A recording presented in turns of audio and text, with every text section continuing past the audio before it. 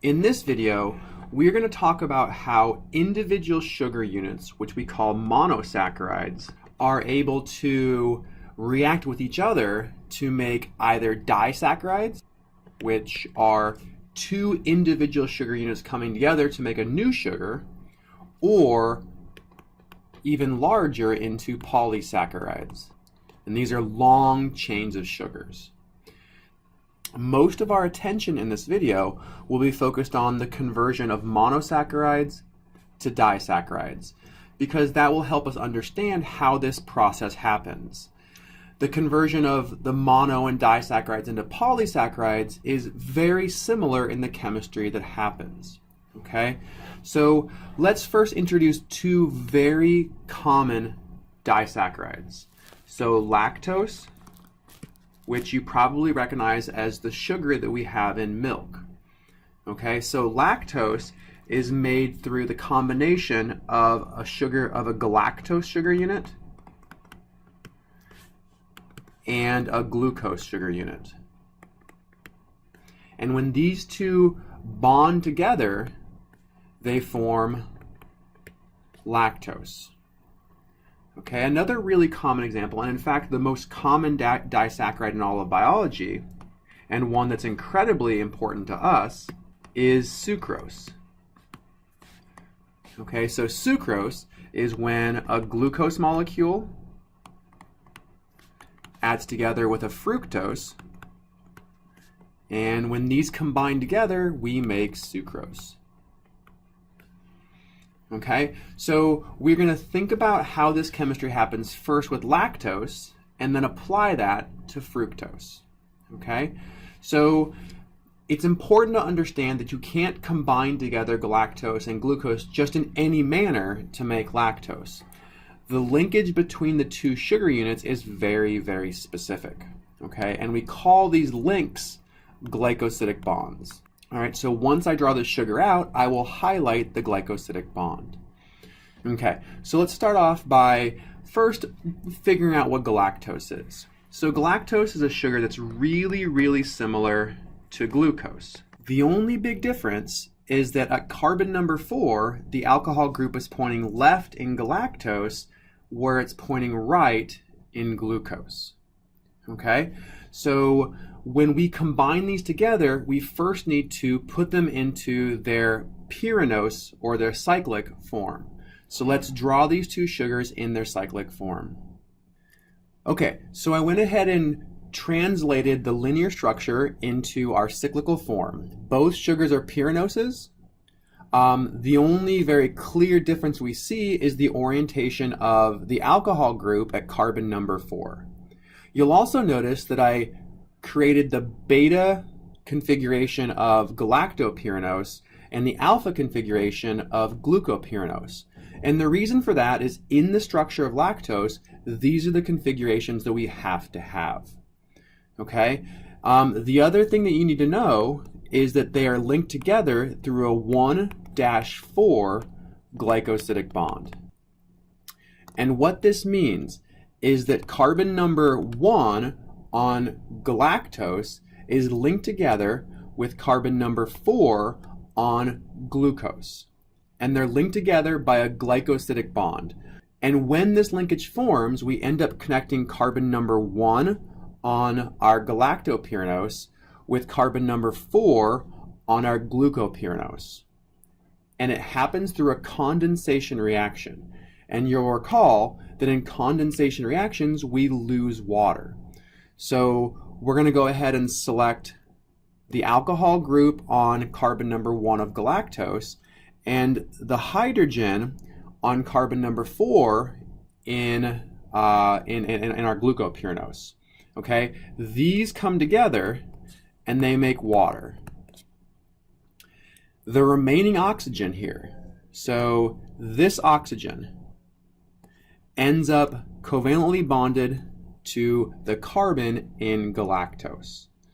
Okay, so if I redraw this using the same color scheme, what we end up with is a covalent linkage between carbon number 1 on galactose and carbon number 4 on glucose through this what looks like an ether linkage.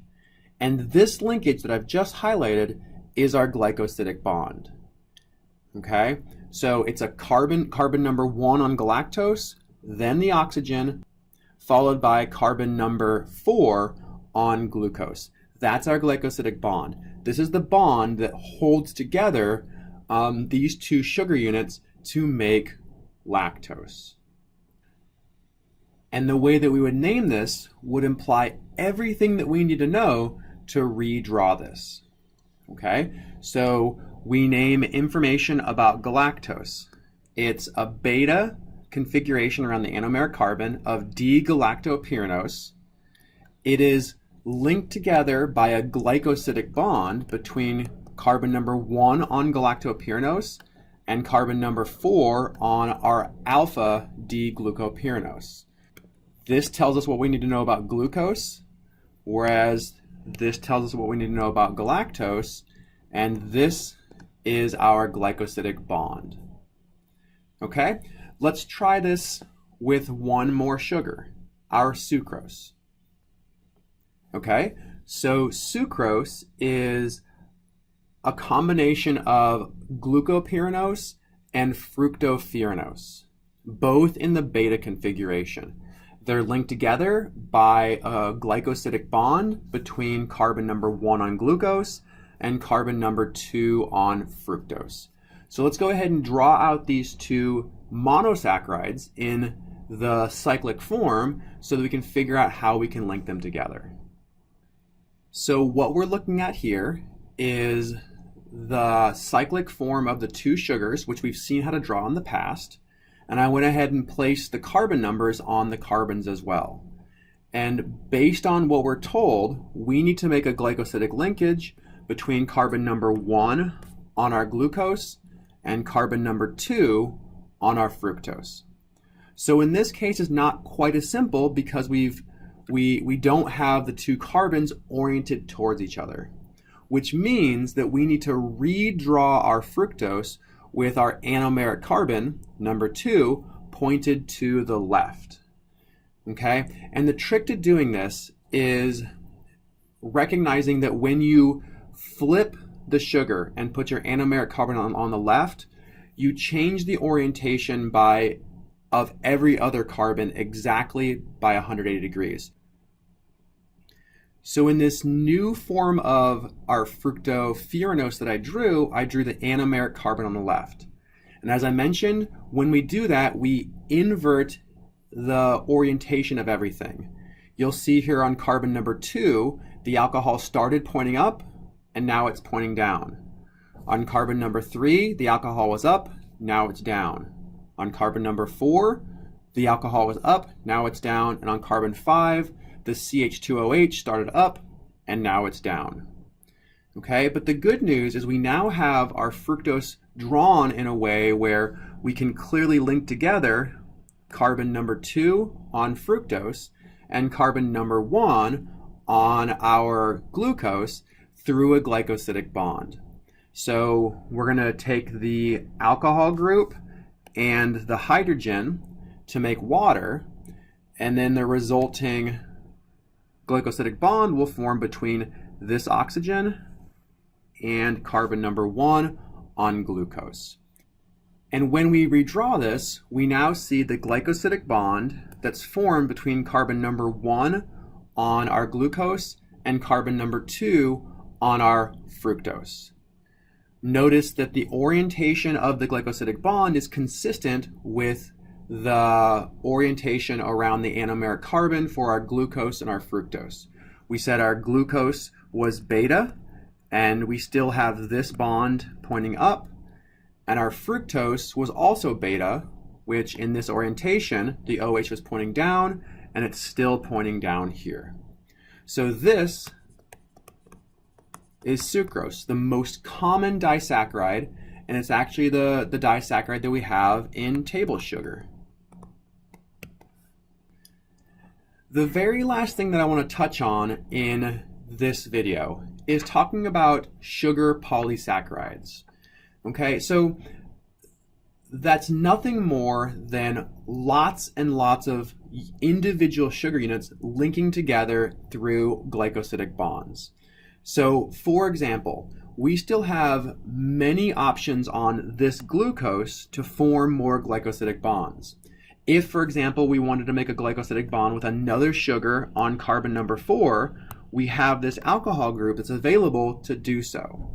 So the idea here is that you can start forming these polymers of sugars.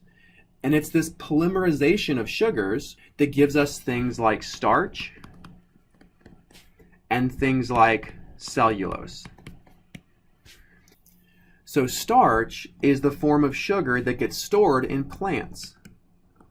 Right? I'm sure you've heard that potatoes are starchy foods. That means they have a lot of these sugar units built up into sugar polymers, and that's how they store their sugars. That's how they store their energy.